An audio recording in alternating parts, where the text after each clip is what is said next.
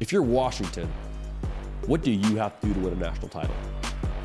I think the first thought for me, kind of the inverse of what we talked about with Michigan, you need to land first half haymakers.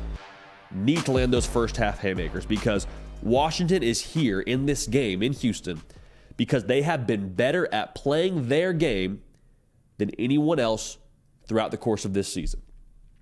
Numbers back that up. They're better with their fastball when it counts than anyone. Average 350 pass yards a game. Good for the top spot in the country. Yards a pass, 9.4. That's top 10 in the country. That is who they are. They are a vertical shot kind of team. I'm not saying they don't have other versatility, because they do. We've seen them be able to take time off the clock. We've seen them be able to make some plays and win with defense at different spots. They're great in one-score games. But you look at this game, you have to be able to put pressure on that Michigan offense to score with you. If it's played above the rim, I really like Washington in this game. So it's going to be a matter of shooting them out of their comfort zone early. Deep shot to Rome Odunze, 7-0.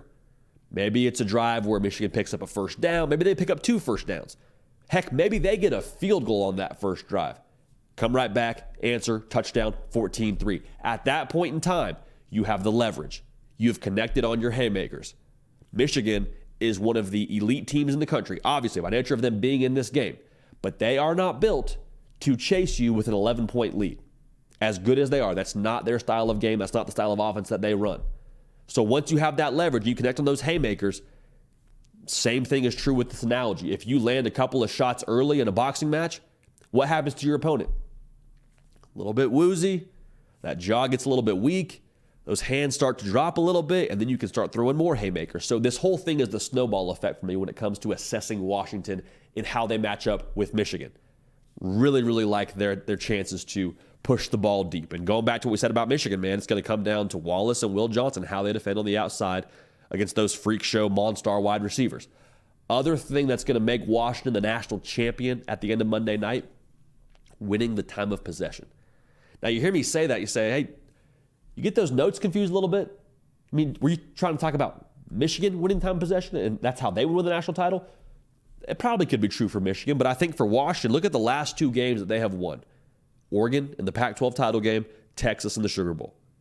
In both those spots, Washington controlled the game from a time of possession standpoint. 37 minutes they had the ball against Oregon. 36 minutes against Texas. Now, if they're able to win the time of possession, that would mean 2 things. 1, the pass game is efficient.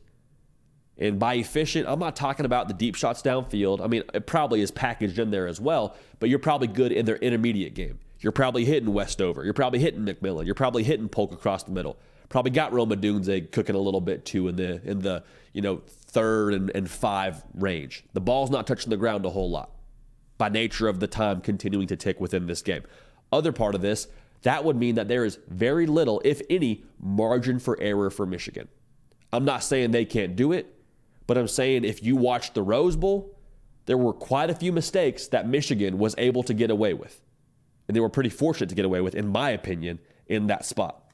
Missed field goals, a lot of special team miscues, a couple of muff punts. Like, the margin for error for Michigan offensively, just as a team, really starts to shrink if you win time of possession because you're probably getting less possessions if you're Michigan. You're not able to, have as much room to try some new things and try and be too tricky downfield or whatever it ends up being. So, time of possession, first half haymakers will make Washington the national champion if they check both those boxes. Hey y'all, thanks so much for watching. Subscribe to the channel here to make sure you don't miss an episode of The Hard Count. Also be sure to check out other videos on the On3 YouTube channel.